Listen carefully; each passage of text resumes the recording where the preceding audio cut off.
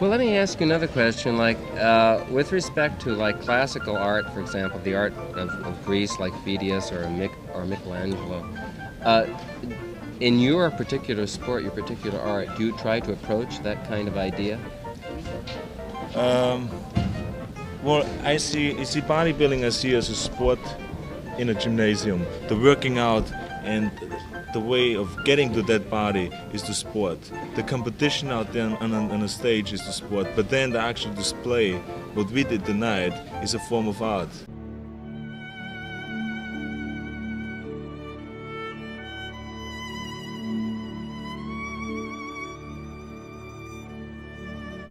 The 1940s marked the silver era of bodybuilding, a foundational decade where the sport transitioned from crude strongman feats into a formalized pursuit of physical aesthetics. Unlike the massive mass monsters of the modern era, the 1940s ideal focused heavily on symmetry, proportion, and natural flowing lines. Physiques were modeled after classical Roman and Greek statues, emphasizing a dramatic V-taper, wide shoulders, and narrow waists. This decade predated the widespread use and application of anabolic steroids in the sport, making the muscle growth entirely natural and functional. Athletes viewed physical culture as a lifestyle for health. There was no distinct bulking season or off-season where lifters gained excessive fat. Bodybuilders typically trained the entire body 2 to 3 times per week, for example, Monday, Wednesday, Friday, rather than using modern isolated body part splits. Because training was natural, workouts emphasized heavy recovery periods between active days. Workouts relied on heavy compound movements with basic barbells and dumbbells, frequently paired with gymnastics, hand balancing, and calisthenics.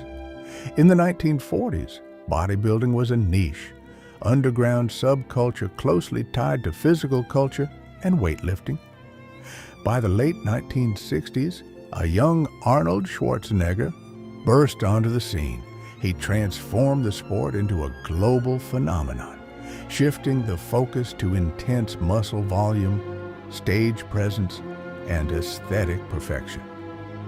Born in Thal, Austria, Schwarzenegger began lifting weights at age 15. His staggering dedication, combined with genetic gifts, revolutionized bodybuilding. By age 18, he won the Best Built Man in Europe, Junior, in Germany.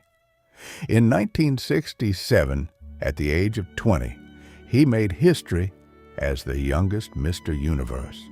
In 1968, he relocated to California, the epicenter of the bodybuilding world. Training out of Gold's Gym in Venice Beach, alongside legends like Franco Columbu and Lou Ferrigno, he refined his physique. Schwarzenegger took the professional bodybuilding world by storm, winning the prestigious Mr. Olympia title 6 consecutive times from 1970 to 1975, and returning for a final victory in 1980. Arnold didn't just win competitions, he reshaped the entire culture of bodybuilding. He popularized the golden era aesthetic. He developed massive sweeping lats and broad shoulders while maintaining an incredibly small waist, creating the iconic V-taper. He introduced ballet classes to improve his stage posture and flow, changing the sport from simple flexing to a choreographed performance. He popularized the high-volume training philosophy, dedicating hours every day to working out and targeting every muscle group from multiple angles. His personal charisma and dominance of the sport helped launch him into Hollywood, paving the way for bodybuilding's explosion into mainstream pop culture. Please like, share, and subscribe.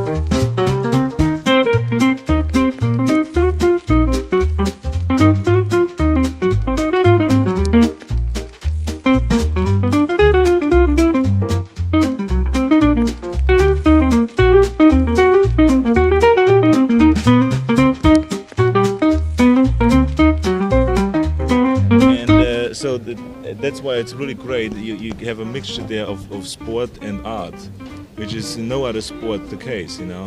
And that's what I really like about it. And what I also like is that you're working on your own body, that you look at your body not as you're looking at it as a totally different thing. It's you always will say my body, you will never say me.